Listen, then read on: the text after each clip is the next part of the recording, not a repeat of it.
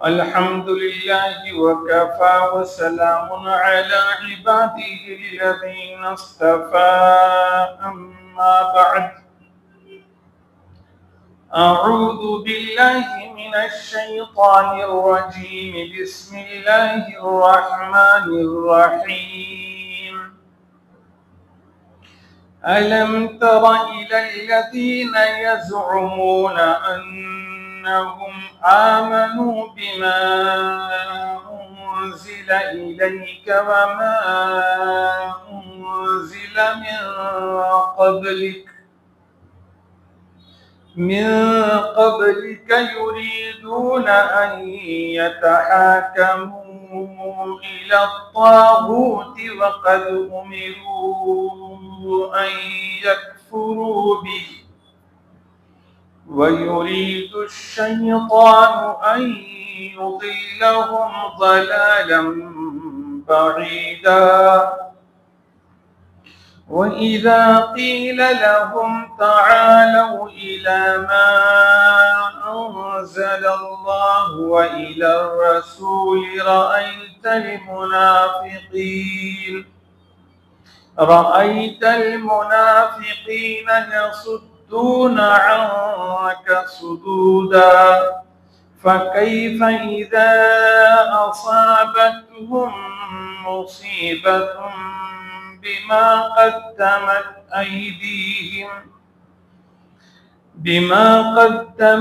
अयदीहिम थुम्मा जाऊक यहलिफून बिल्लाहि इन अरदना इल्ला इहसानन व तौफ़ीक़ा उलाइका अल्लज़ीना यअलमुल्लाहु मा फ़ी क़ुलूबिहिम फ़अअरिज़ अन्हुम वइज़हुम वक़ुल लहुम फ़ी अनफुसिहिम क़ौलन बलीग़ा। सदक़ल्लाहुल अज़ीम। एक मर्तबा दिल की गहराइयों से पूरी मोहब्बतों के साथ अपने प्यारे आका मुहम्मदुर रसूलुल्लाह सल्लल्लाहु अलैहि वसल्लम पर दुरूद पाक पढ़ लीजिए। अल्लाहुम्मा सल्ली अला सय्यिदिना मुहम्मद व अला आलि सय्यिदिना मुहम्मदिन व अस्हाबिही व अज़वाजिही व बारिक व सल्लिम।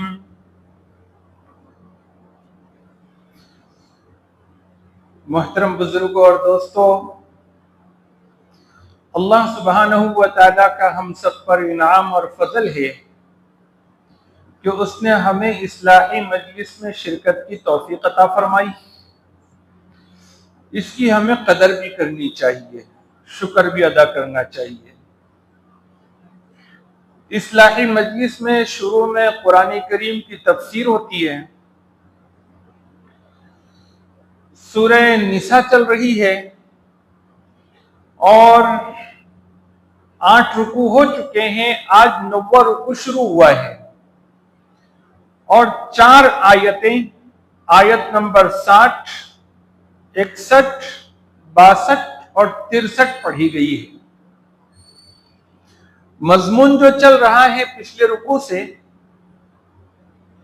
वो है कि ईमान वाले हो तो फिर अल्लाह की और उसके रसूल की इताअत हर हाल में करनी है। तो ये जो आयतें आज पढ़ी गई है इसमें भी अल्लाह सुब्हानहू व तआला ने इसी मजमून को बयान फरमाया है। पहले शान नुज़ूल समझ लीजिए कि ये जो आयतें हैं किस वक्त नाजिल हुई, तो बात और अच्छे से समझ में आएगी। हजरत अब्दुल्ला बिन अब्बास रज़ियल्लाहु तआला अन्हु से मरवी है कि एक यहूदी और एक मुनाफिक के दरमियान में झगड़ा हो गया। मुनाफिक का नाम बिश्र लिखा है। आमतौर पर जो मुनाफिक होते थे वो यहूदियों से कन्वर्ट होकर इस्लाम में आए हुए लोग होते थे। मदीना मुनव्वरा में, मौलाना आप इधर से तशरीफ लाइए तो मुझे झिझक होगी, आप इधर आइए।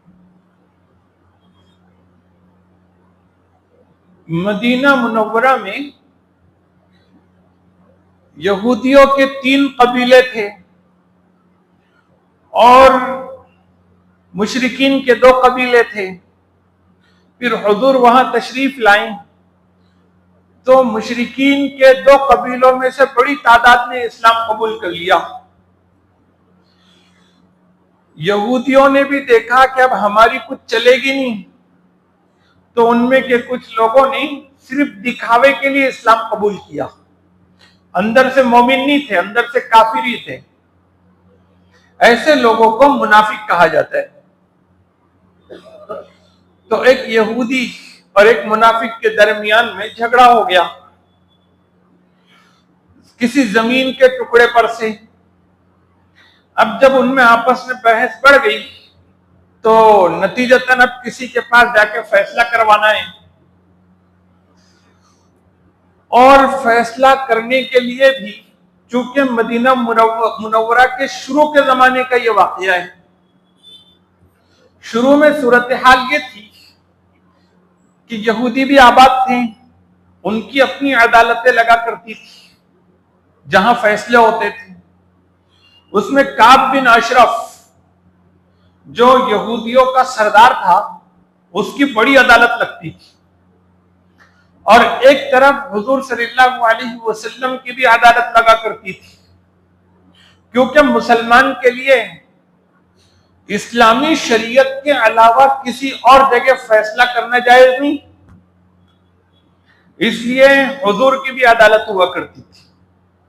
और हुजूर सल्लल्लाहु अलैहि वसल्लम ने और भी चंद सहाबाए किराम को फैसले का इख्तियार दिया था। हजरत उस्मान रज़ी अल्लाह तआला अन्हु, हजरत उमर रज़ी अल्लाह तआला अन्हु, हजरत अब्दुल्लाह बिन मसऊद रज़ी अल्लाह तआला अन्हु और भी सहाबाए किराम थे, इनकी भी अदालतें लगा करती थी। इंसाफ में ताखीर नहीं होनी चाहिए। जब भी कभी कोई मुसलमान का मामला हो तो फौरन उनको कहीं ना कहीं से शरीयत की रोशनी में फैसला मिले और इंसाफ मिले। सभी अगर हुजूर के पास जाएंगे तो हुजूर के पास और भी काम है। आजकल जैसी अदालतें बनी हुई है ऐसी अदालतें तो थी। हुजूर सल्लल्लाहु अलैहि वसल्लम जो फैसला फरमाते थे आमतौर पर मस्जिद नबवी में फैसला फरमाते थे, वही कोर्ट था। कभी आप सल्लल्लाहु अलैहि वसल्लम के पास घर में मामला आ जाता, वहीं पर फैसला फरमा देते। यानी कि ऐसे कोर्ट रूम बने हुए नहीं थे, लेकिन फैसला आसानी से मिलता था और इंसाफ के साथ मिलता था। अब जब ये बिश्र नामी मुनाफिक का और एक यहूदी का झगड़ा हुआ कि ये मेरी चीज है ये तुम्हारी चीज है, तो अब उन्होंने फैसला किसके पास ले जाना चाहिए। तो जो यहूदी था वो अगरचे कि यहूदी था, मजहब उसका इस्लाम नहीं था, हुजूर पर ईमान नहीं था, लेकिन वो चूंकि हक पर था तो उसको इस बात का पूरा यकीन था, आए दिन देखता था कि हजरत मोहम्मद सल्लल्लाहु अलैहि वसल्लम के पास कुरान की रोशनी में कैसे इंसाफ के साथ फैसला होता है। तो वो समझता था कि जब मैं हक पर हूं और यहां कुरान की रोशनी में और हुजूर जैसे इंसाफ करने वाले होंगे तो मुझे मेरा हक जरूर मिलेगा। तो यहूदी कहता था कि हुजूर के पास जाएंगे, अगरचे कि मैं मुसलमान नहीं हूं, लेकिन इस मामले में चूंकि मैं हक पर हूं और मुझे यकीन है कि वो मेरे हक में फैसला करेंगे, या मेरे हक में नहीं भी हुआ जो फैसला होगा मुझे मंजूर होगा। अब जो बिश्र मुनाफिक था, नाम को मुसलमान था लेकिन अंदर से काफिर था, देख रहा था कि मैं हक पर नहीं हूं और हुजूर के पास जाऊंगा तो मेरी दाल गलने वाली नहीं है। वहां तो हक का फैसला होगा, इंसाफ का फैसला होगा, वहां जात धर्म भी नहीं देखा जाएगा, कुरान की रोशनी में फैसला होगा तो मैं तो केस हार जाऊंगा। वो जानता था कि यहूदियों की जो अदालतें लगती है उनमें एक अदालत है काब बिन अशरफ की, जो बहुत बड़ा सरकश है और सारे यहूदियों का सरदार है। उनके पास जाऊंगा तो वहां मेरी दाल गल सकती है, क्योंकि यहूदियों के पास जो फैसले होते थे, उनके जो मजहबी रहनुमा, उनके जो सरदार फैसले करते थे, तो उनके पास करप्शन आम था। पैसों के बदले में फैसले भी जाया करते थे, तरफदारी भी होती थी, मुलायजा भी होता था, फैसले पर ये सारी चीजें असरअंदाज होती थी।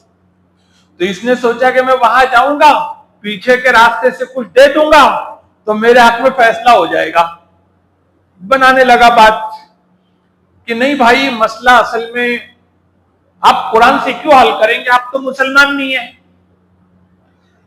आप चलिए काब बिन अशरफ के पास, वहां चलो, क्योंकि ये कोई मजहब का मामला तो है नहीं कि मैं तुमको कुरान की तरफ ले जाऊं, प्रॉपर्टी का मामला है। वो जो भी फैसला देंगे मुझे मंजूर होगा, चलो वहां पर। अब दोनों तरफ नाम नेहाद मुसलमान जा रहा है यहूदी के पास, और यहूदी जाना चाहता है हुजूर के पास। बहस बड़ी, कुछ लोग और भी पड़े होंगे बीच में। किसी तरीके से बिश्र मुनाफिक के ऊपर प्रेशर पड़ा, तैयार हो गया, चलो ठीक है, चलो हजरत मोहम्मद सल्लल्लाहु अलैहि वसल्लम के पास जाएंगे। हुजूर ने दोनों के आने के बाद पूछा कि मुसलमान है तो उसको तो कुरान से ही मसला हल करना है, हदीस से और शरीयत से ही मसला हल करना है, लेकिन यहूदी है तो यहूदी को तो पूछना पड़ेगा कि भाई तू फैसला मानेगा कि नहीं मानेगा, कहीं जाके तमाशा तो नहीं करेगा। उसने कहा कि नहीं, जो आप फैसला देंगे मुझे मंजूर होगा। हुजूर ने फिर पूरा मामला सुना और इस्लामी उसूल के मुताबिक हक चूंकि यहूदी का था, आपने फैसला दे दिया कि ये चीज यहूदी की है, और बिश्र मुनाफिक से कहा कि चलो खाली करो इसको और दे दो उसके हवाले करके, फैसला हो गया। अब ये दोनों जैसे ही बाहर निकले तो वो मुनाफिक, चूंकि दिल में तो सारी दुनिया भरी हुई है, वो जमीन का टुकड़ा देने को तैयार नहीं। कहने लगा कि ऐसा करते हैं कि हम किसी और जगह पर फैसला ले जाते हैं और इससे अच्छा फैसला करवाएंगे। यहूदी ने कहा कि इससे अच्छा फैसला क्या हो सकता है कि तुम्हारे नबी ने, रसूल ने फैसला कर दिया है, इससे अच्छा फैसला तो कोई नहीं हो सकता। हाँ, लेकिन अगर तू उमर के पास चलेगा उनकी अदालत में, तो मैं तैयार हूं। अब मुनाफिक ने सोचा कि हुजूर तो कैसे हैं कि जब हक की बात आती है तो जरा इधर उधर नहीं होते, लेकिन उमर की सख्ती तो मशहूर है, अशिद्दाउ अलल कुफ्फार का नमूना है, तो हो सकता है कि ये यहूदी है, मैं मुसलमान हूं, तो कुछ नरमी कर दे मेरे हक में। मुनाफिक भी तैयार हुआ, चलो मैं भी चलता हूं, उधर ही चलेंगे। हजरत उमर रज़ी अल्लाह तआला अन्हु के पास पहुंचे, उन्होंने घर के दहलीज पर चबूतरे पर मामला सुनने के लिए बिठाया और फिर कहा कि चलो सुनाओ क्या मामला है। फिर पूछा यहूदी से, तुम फैसला मानोगे? उसने कहा कि मैं मानूंगा। तो इन्होंने कहा कि चलो ये फैसला, लेकिन चूंकि हमारे मजहब के लोगों के दरमियान का होता तो मैं फैसला कर देता, मुझे इख्तियार दिया अल्लाह के रसूल ने, लेकिन चूंकि अब मामला अलग अलग मजहब के लोगों का है तो हुजूर की खिदमत में जाके आते हैं। उस यहूदी ने कहा कि हम तो वहां गए थे, फिर क्या हुआ? तो कहा कि वहां फैसला मेरे हक में हुआ। तो फिर उन्होंने पूछा कि फिर ये फैसले पर अमल क्यों नहीं हो रहा है? तो उस यहूदी ने कहा कि ये बिश्र कहता है कि हजरत उमर के पास फैसला करवाएंगे, इसको हुजूर का फैसला मंजूर नहीं है। हजरत उमर ने पूछा बिश्र से, क्या ये सही कह रहा है, तुम्हें अल्लाह के रसूल का फैसला मंजूर नहीं है? उसने कहा कि नहीं, मुझे आपका फैसला मंजूर था, इसलिए मैं आपके पास आया हूं, मुझे हुजूर का फैसला मंजूर नहीं है। हजरत उमर ने फरमाया ठीक है, थोड़ा सा बैठे रहो, मैं अभी आता हूं। अंदर गए, तलवारों में जो तेज तलवार थी वो लाए, कपड़े में छुपाकर बाहर आए और उस मुनाफिक का सर कलम कर दिया और फरमाया कि रसूलुल्लाह का फैसला जिसको मंजूर ना हो उसका यही फैसला है। फैसला कर दिया। हजरत उमर रजी अल्लाह तआला अन्हु को जज की हैसियत से भी हुजूर ने मुतय्यन किया था और एक और जिम्मेदारी उनके जिम्मे पर थी, वो जल्लाद भी थी। जब कभी फैसला करते तो सजा देने का काम उनका होता, तो उन्होंने यहां एकदम से फैसला भी सुनाया और सजा भी नाफिज कर दी। ये वाकया हुआ और जो मुनाफिक था वो जब मर गया तो उसके जो रिश्तेदार थे, खानदान वाले थे या ताल्लुक वाले लोग थे, अब उन लोगों को तो एक तरह से शर्मिंदगी भी हुई कि मामला यहां चला और मामला चलने के बाद में ये इस तरह की सूरत हाल पेश आई, तो एक तो हमारा बंदा भी मर गया और दूसरा हमको जिल्लत भी उठानी पड़ रही है, क्योंकि साफ सुथरा शरीयत का हुक्म है कि जो अल्लाह के रसूल का फैसला ना माने वो काफिर और मुर्तद है, और ऐसा शख्स मुसलमान होने का दावा करता है तो मुर्तद है और उसकी सजा मौत है। अब जब ये बात है तो सबके सामने हमारे बारे में चर्चा शुरू हो गई है कि ये तो मुनाफिक था हमारा आदमी।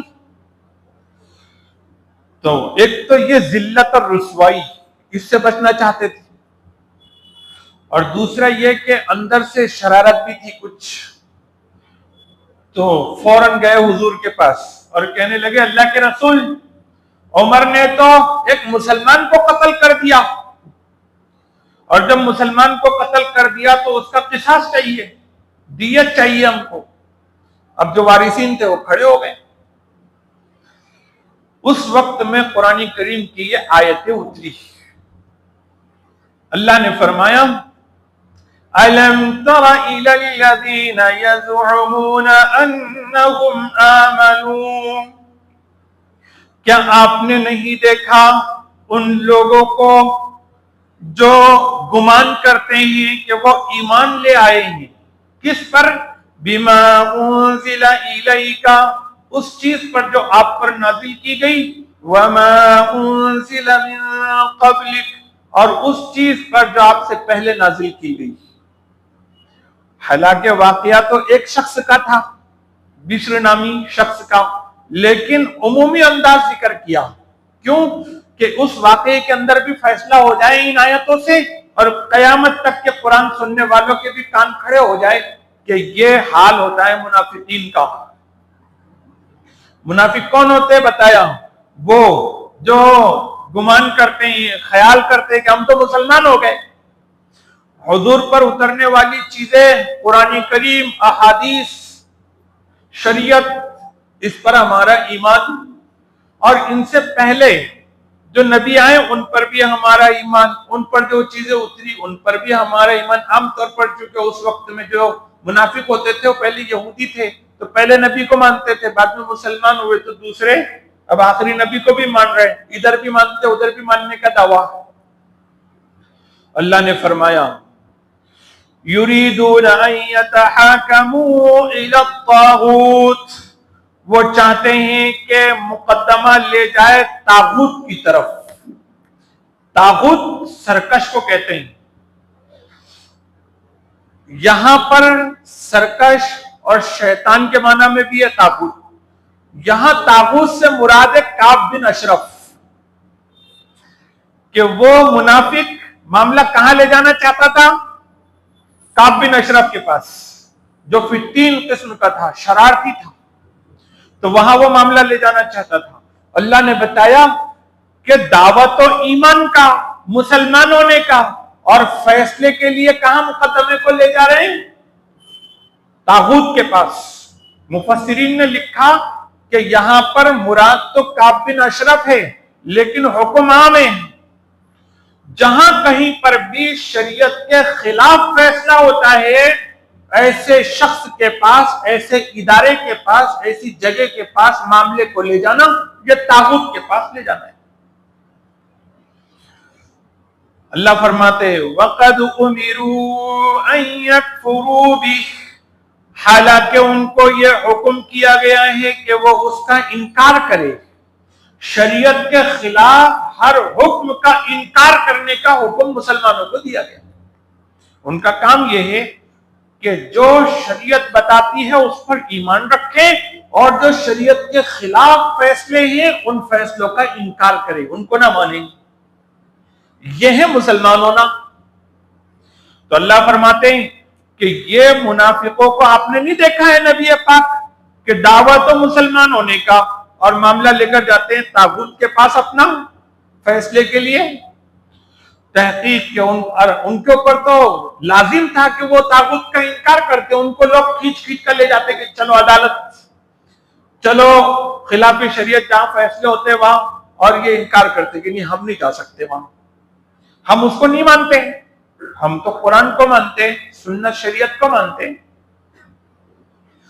वयुरीदु शैतानु अन युदिल्लहुम ज़लालन बईदा, और शैतान चाहता है कि उनको बहका दे, दूर का बहकाना, यानी बहुत ज्यादा उनको बहकाना चाहता है शैतान। शैतान से यहां मुराद काब बिन अशरफ, क्योंकि शैतान इंसानों में से भी होते हैं और जिन्नात में से भी होते हैं। जब कभी किसी के या कोई मामला हो जाए, टेंशन हो जाए, झगड़ा हो जाए, मियां बीवी का हो, भाई भाई का हो, या किसी का झगड़ा हो, तो 10 लोग आ जाते हैं रिश्तेदारों में के, खानदान वालों में के, कहते हैं सबक सिखाओ। कोई एक आधा बेचारा बोलता है कि चलो शरीयत के मुताबिक मामले को हल करते हैं, मुकदमा हम कुरान की तरफ ले जाते हैं, शरीयत की तरफ ले जाते हैं, आलिम साहब के पास जाते हैं, मुफ्ती साहब के पास जाते हैं, वहां मसला हल करेंगे, इमाम साहब के पास जाते हैं, वहां मसला हल करेंगे। तो आ जाते हैं जो लोग रिश्तेदार, कहते हैं नहीं ऐसा उसको सबक नहीं मिलेगा, शरीयत से वो सीधा नहीं होगा, नाउज़ुबिल्लाह, उसको सीधा करने के लिए बस तागूत के पास जाना पड़ेगा, शरीयत के खिलाफ जगह जाना पड़ेगा। ये सब कौन लोग होते हैं? शैतान होता है। इंसानों में भी शैतान होते हैं, जिन्नातों में भी शैतान होते हैं। तो शैतान तो उनको गुमराह करता है, गुमराह करना चाहता है, और बहुत बड़ा गुमराह, बहुत बड़ी गुमराही में डालना चाहता है।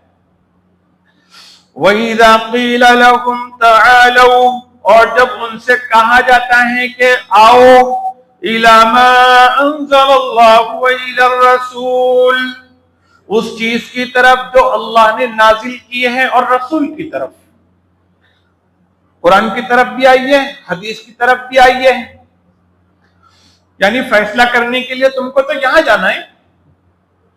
रअयतल मुनाफिकीन यसुद्दून अन्का सुदूदा, आप देखेंगे मुनाफिकों को कि वो आपसे एराज करते हैं, एराज करना, पहलू तही करते हैं, पहलू तही करना, यानी कि उनकी हिम्मत नहीं होती आपकी तरफ आने की, चूंकि मुनाफिकीन अंदर से मोमिन तो है नहीं, उनका सारा ईमान दुनिया पे है। उनका मसला ये है कि उनके अगराज, उनके मफादात और उनकी जिद, उनकी अना, ये सबसे पहले।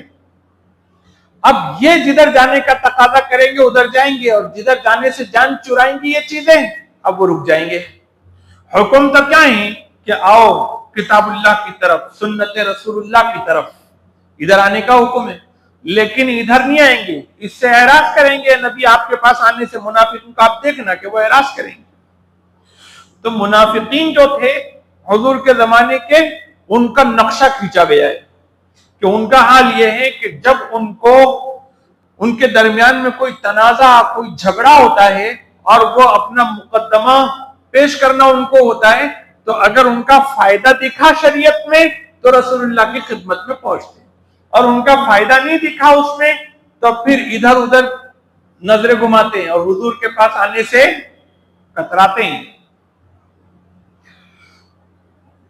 ये जो मुनाफिकों का हाल जिक्र किया गया है, आज दिलों का हाल तो अल्लाह जानते हैं कि कौन अंदर से मुनाफिक है, कौन ईमान वाला है, लेकिन आज मुसलमानों को भी हम देखेंगे ना तो उनका भी यही हाल नजर आता है।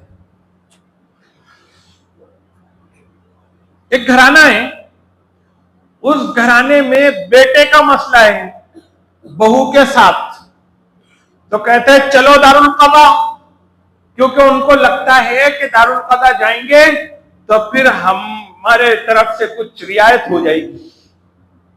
और उन्हीं के घर की बेटी का मसला आता है तो फिर वो शरीयत की तरफ आने को तैयार नहीं होते। उनका इरादा होता है कि सामने वाले को सबक सिखाने के लिए ताकूत की तरफ जाना है, कोर्ट कचहरियों की तरफ जाना है। क्या ये फायदा दिखा तो आ रहे, फायदा नहीं दिखा तो नहीं आ रहे। ये ईमान नहीं है, ये मुसलमान होना नहीं है। मुसलमान होना तो ये है कि दुनियावी फायदा हो या नुकसान, हमें तो अल्लाह का हुक्म पूरा करना है कि जब ये झगड़ा हो गया हमको शरीयत के मुताबिक मामले को हल करना है। हमारी अना भी अपनी जगह पर, अपने मफादात भी अपनी जगह पर, पैसा भी अपनी जगह पर। जैसे ही मालूम हो जाएगा शरीयत का फैसला कि जायज है, बिल्कुल हम अपनाएंगे उसको। नाजायज कह दिया गया, बिल्कुल उसको हाथ नहीं लगाएंगे। हमारा काम है शरीयत की ताबेदारी। हमारी पूरी की पूरी जिंदगी ये शरीयत के अहकामात के ताबे होगी तो हम कहीं मुसलमान कहलाएंगे। कुरान में कहा गया, या अय्युहल्लज़ीना आमनु दुखुलू फिस्सिल्म काफ़ा, ऐ ईमान वालों पूरे पूरे इस्लाम में दाखिल हो जाओ। कुछ चीजों पर तो हमारा दीन पर अमल और कुछ चीजों पर नहीं। ये आधा तीतर और आधा बटेर ये इस्लाम नहीं है। तकाजा कलिमा ये करता है, कुरान ये करता है कि हम पूरे पूरे इस्लाम में दाखिल हो जाओ। शरीयत ने जिन जिन चीजों में जो हुक्म दिया वो हुक्म हमारे लिए काबिल कबूल, जिन जिन चीजों में शरीयत ने उसके खिलाफ कहा है वो चीजें कितनी ही हमारी फायदे की नजर आती है उसको छोड़ देना चाहिए। और सिर्फ झगड़े के अंदर नहीं, पूरी जिंदगी में हमारा अकीदा। देखो एक मसला मैं आपको समझाऊंगा। कदीम फुकहा ने इस्लामी अहकामात और इस्लामी कवानीन को 5 हिस्सों में तकसीम किया है।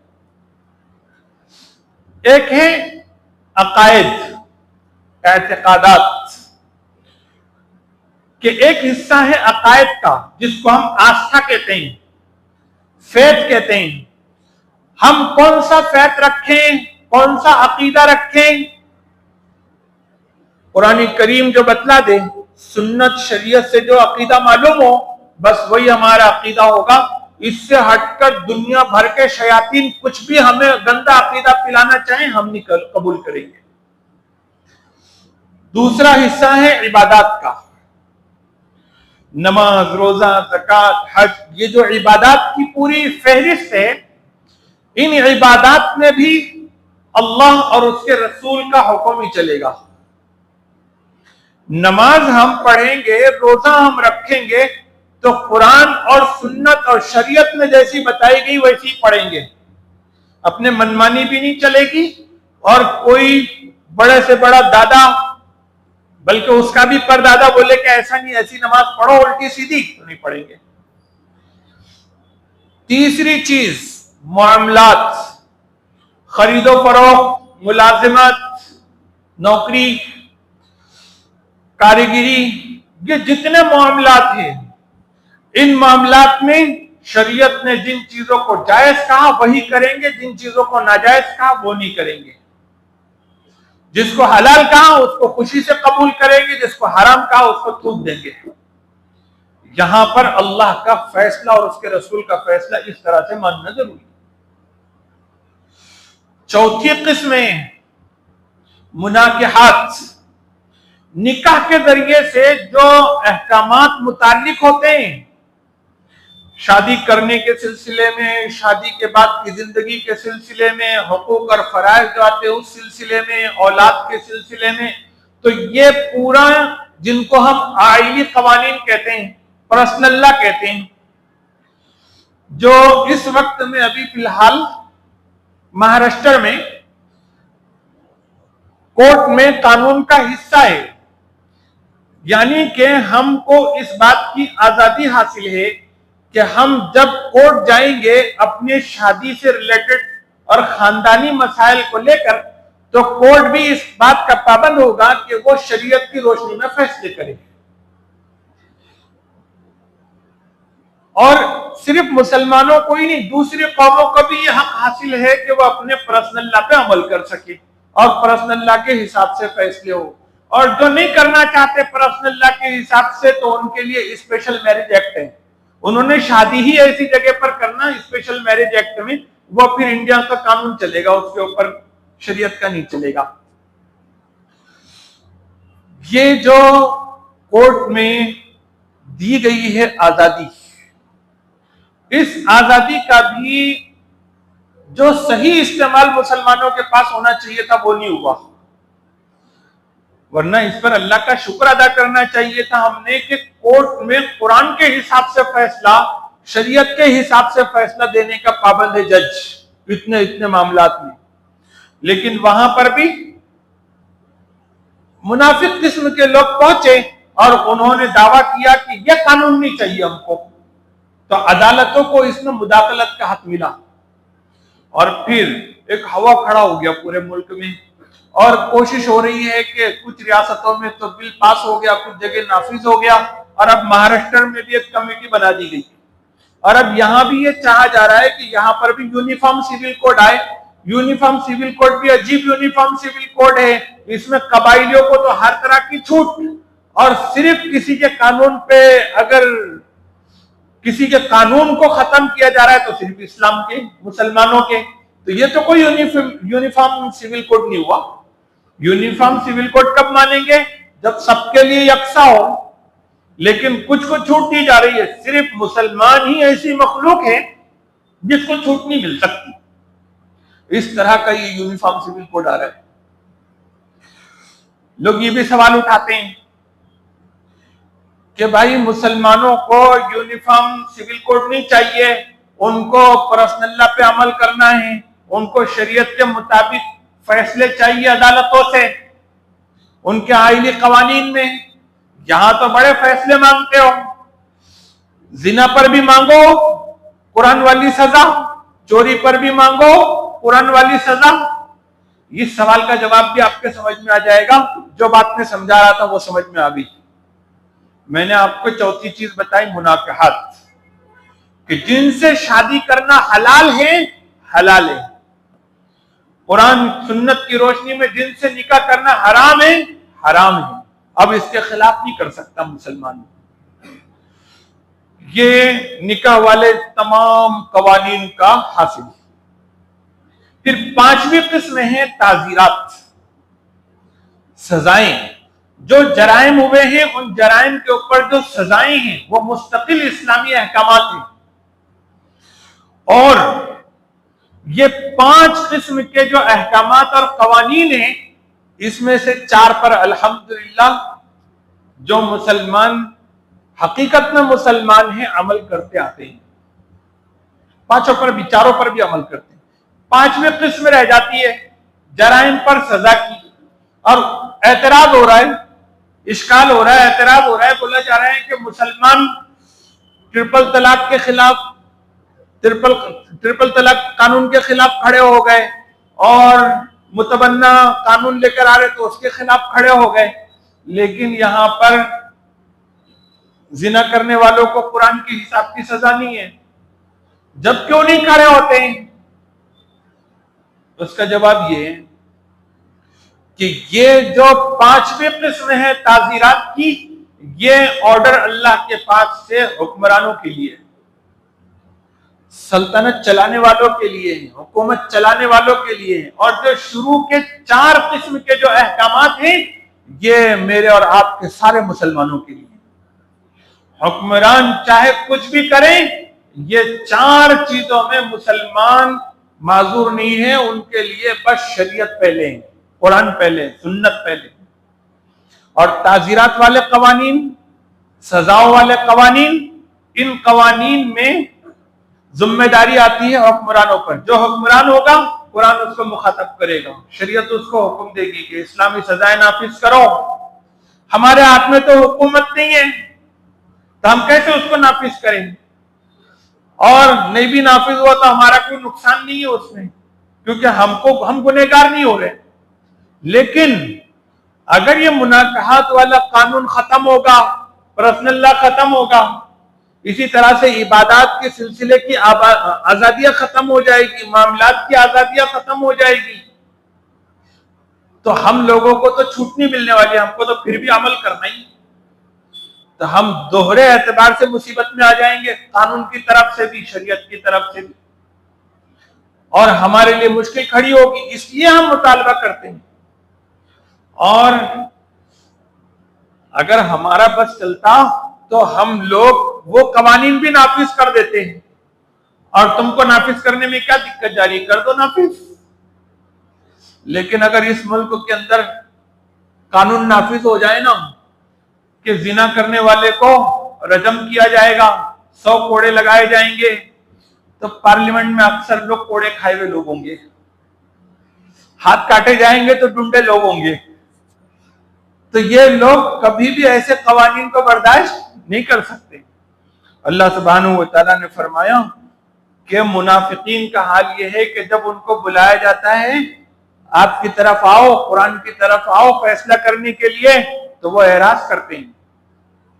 फकैफ इज़ा असाबतहुम मुसीबा, फिर कैसे जब उनको पहुंची मुसीबत, बिमा कद्दमत ऐदीहिम, उनकी उस हरकत की वजह से जो उनके हाथों ने किया, सुम्मा जाऊका यहलिफून, फिर वो आए कसमें खाते हुए, बिल्लाही, अल्लाह की।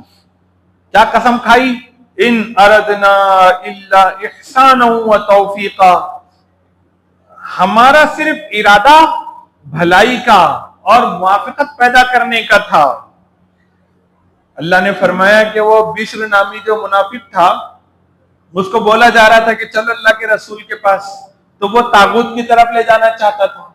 और फिर जब फैसला हो गया और उसके अंदर का एराज जो था, शरीयत से उसकी जो दूरी थी और हुजूर के फैसले को नहीं माना उसने, तो वो मुसीबत आई ना उसके ऊपर।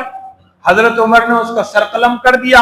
अब इस मुसीबत के आने के बाद अल्लाह ने कहा कि बिमा कद्दमत ऐदीहिम, ये मुसीबत उनके अपने हाथों की कमाई है, क्योंकि उसका कुफ्र जाहिर हो गया। अब इस मुनाफिक का अमल भी काफिरों जैसा, जबान से भी इसने कह दिया कि मुझे अल्लाह का रसूल का फैसला मंजूर नहीं, तो जबान से भी काफिर हो गया। अब ये दोनों कुफ्र जमा हो गए, इस पर हजरत उमर ने फैसला कर दिया। तो ये लोग अब आए हुजूर के पास, कसमें खाने लगे कि हम लोग आपके फैसले का इनकार नहीं कर रहे थे। जो हमारा बंदा गया हजरत उमर के पास, तो वो इसलिए नहीं गया कि आपका फैसला मंजूर नहीं था, आपका फैसला तो सर आंखों पर, हम तो आपके हुक्म को मानते हैं। हम वहां सिर्फ इसलिए गए थे कि हजरत उमर दोबारा लेकर बैठे और कुछ भलाई की राह निकाले, दिलों को मिलाने वाली बात करें और कुछ मुआफिकत पैदा करने वाला काम करें। हमको हुजूर का फैसला नामंजूर और हमको उसके बदले में हजरत उमर से फैसला लेना, ऐसा हमारा मंशा बिल्कुल भी झूठी बात कहने लगी। अल्लाह ने कुरान करीम में ये आयतें उतार दी और बता दिया कि हजरत उमर सच्चे हैं और ये मुनाफिक के साथ जितने भी लोग आए हैं उसके खानदान के, ये सब लोग झूठे हैं। यानी वो मुनाफिक था पक्के से, उसका निफाक खुलकर आ गया। मुनाफिक होना तो दिल में होता है। हुजूर के जमाने में हुजूर सल्लल्लाहु अलैहि वसल्लम पर वही करके बता दिया गया कि फलान फलान मुनाफिक है, तो वो हुजूर उसको मुनाफिक समझते थे। उसके अलावा कौन मुनाफिक है कौन नहीं है समझ में नहीं आता था।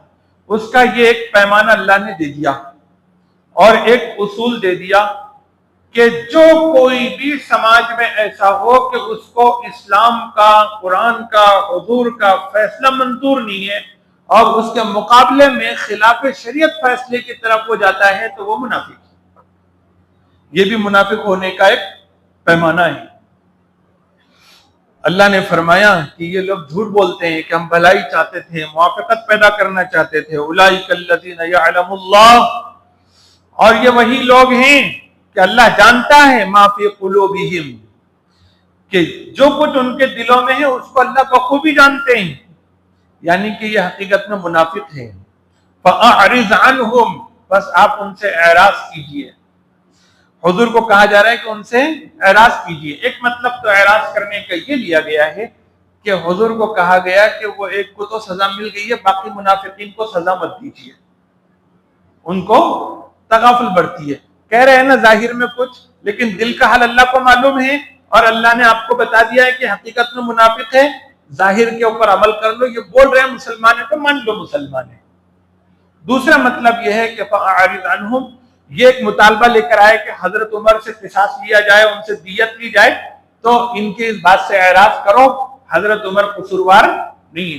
ये जब आयतें उतरी तो मुफस्सिरीन ने लिखा कि हुजूर सल्लल्लाहु अलैहि वसल्लम ने हजरत उमर को बुलाया और ये आयतें उतरी, और हजरत जिब्राइल अलैहिस्सलाम ने फरमाया कि आज उमर ने हक और बातिल के दरमियान में फर्क कर दिया है, इसलिए इनका नाम फारूक होना चाहिए।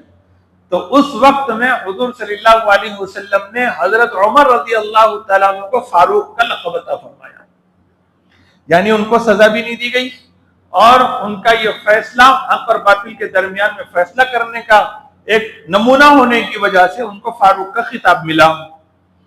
वइज़ुहुम, और फरमाया कि उनको नसीहत करो, उनको सजा तो मत दो, लेकिन उनको समझाओ, और वाज़ेह अंदाज में समझाओ कि देखो एक का वो अंजाम हुआ, दूसरों का भी होगा। अगर इस्लामी मुल्क में शरीयत के कानून को नहीं मानोगे तो ये फैसला होगा। अब ये जमहूरी मुल्क है, यहाँ अगर शरीयत को नहीं मानेंगे तो ये फैसला तो नहीं होगा उनके हक में। लेकिन अल्लाह सुब्हानहू व तआला की पकड़ बड़ी सख्त है। फिर एक मौका आता है, ऐसे लोग बाद में शर्मिंदा होते हैं, पैसा जाता है, वक्त जाता है, फिर वहां जाके खड़े हुए हैं तो वहां मैडम के सामने ऐसे हाथ बांध के खड़े रहते हैं, फिर मैडम अलग अलग अंदाज में बड़े बड़े अलकाब देकर, हजरत अल्लामा नहीं बोलती वो, उसके अलग अलकाब होते हैं, उस तरह से वो पुकारती है। कोर्ट में भी जज झिड़क देता है लड़कियों को, तो वहां इज्जत उतारेंगे जाकर, यहां बाइज्जत तरीके पर शरीयत के मुताबिक मामले हल करने को तैयार है। तो ये जिल्लत उठानी पड़ती है। और जब मुसीबत आती है, समाज में लोग बोलते हैं तुम कोर्ट चले गए थे, तुमने ऐसा किया, तुमने वैसा किया, तो कहते हैं कि नहीं, हमारा मकसद शरीयत पर अमल करना है, लेकिन हमारा ये दूसरा एक मकसद से हम चले गए, ये करना था हमको, वो करना था, तो बहाने, लेकिन वो बहाने कुछ काम नहीं आते। जैसे यहाँ मुनाफिकों को काम नहीं आए, तो यहाँ इनको भी काम नहीं आते। वकुल लहुम फी अनफुसिहिम कौलन बलीगा, और नबी पाक आप उनको कहिए, उनके नफ्सों में मौसिर कौल या तन्हाई में उनको नसीहत कीजिए, मौसिर बात कहिए उनसे। दो बातें, ऐसी बात कीजिए कि उनके दिल में जाके उतरे, ऐसा उनको झंझोड़ दीजिए नबी पाक ऐसे मुनाफिक किस्म के लोगों को। या ये मतलब है कि इनको अकेले में बुलाओ, क्योंकि सबके सामने बात इतनी असरअंदाज नहीं होती, आप इनको अकेले में बुलाओ, इनको समझाओ कि तुम ये गलत तरीके पर जा रहे हो, ये कुछ अच्छा नहीं है, दुनिया में भी और आखिरत में भी। ये तालीम इसलिए दी क्योंकि अगर सबको ही सजा देने लग जाएंगे तो फिर सजा याफ्ता लोग बहुत हो जाएंगे। अगर इनको छोड़ देंगे, जाहिर में तो कह रहे हैं ना, तो आने वाले वक्त में हो सकता है कि इनमें से कोई दिल का सच्चा मोमिन बन जाए, और यही हुआ। बाद में चल के इनमें से बहुत सारे लोग सच्चे पक्के मुसलमान हो गए। अल्लाह ताला मुझे और आपको कहने सुनने से ज्यादा अमल की तौफीक अता फरमाए। व आखिर दावाना अल्हम्दुलिल्लाह।